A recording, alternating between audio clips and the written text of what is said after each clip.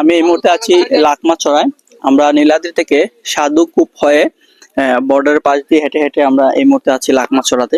লাকমাছড়া আসলে এতটা সুন্দর এবং প্রকৃতি ঘেরা একটা জায়গা, আপনি যদি না আসেন এখানে বুঝতে পারবেন না। একদম কাছ থেকে ইন্ডিয়ার পাহাড়গুলো দেখা যায়, এতটা কাছ থেকে আর কোনো পিকনিক স্পট থেকে দেখা যায় না।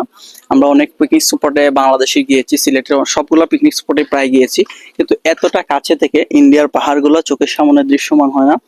আর আপনি যখন সাধুকূপ থেকে নীলাদ্রি হয়ে সাধুকূপ হয়ে পাশ দিয়ে হেঁটে হেঁটে এখানে আসবেন, পাশের যে সৌন্দর্য, সেই সৌন্দর্য আপনাকে বিমোহিত করবে। প্রচুর দর্শনার্থী এসেছেন এখানে, যারাই এসেছেন এদের মধ্যে অধিকাংশই এসেছেন আসলে নীলাদ্রি থেকে টমটমে করে। 300-400 টাকা আপ ডাউন ভাড়া দিয়ে আপনারা আসবেন, অযথা আপনাদের পয়সাটা নষ্ট হবে। আপনারা যদি এদিকে পাহাড়ের পাশ দিয়ে হাঁটা অনুভূতিটাই না নেন, তাহলে এই লাকমাছড়ায় আসার কোনো অর্থই হয় না। এই সৌন্দর্য আপনারা অনেকটা ফিল নিতে পারেন বিছানা কান্দিতে, জাফলং এই ফিলটা নিতে পারবেন। বাট এখানে আসতে হলে আপনাকে অবশ্যই সাধুকূপ হয়ে আপনাকে পাহাড়ের কুল ঘেঁষে উপত্যকা দিয়ে হেঁটে আসবেন। আপনার খুবই ভালো লাগবে এবং এনজয় করতে পারবেন। সো গাইজ, আমি আপাতত বিদায় নিচ্ছি। নতুন কোনো ব্লগে দেখা হবে। আমার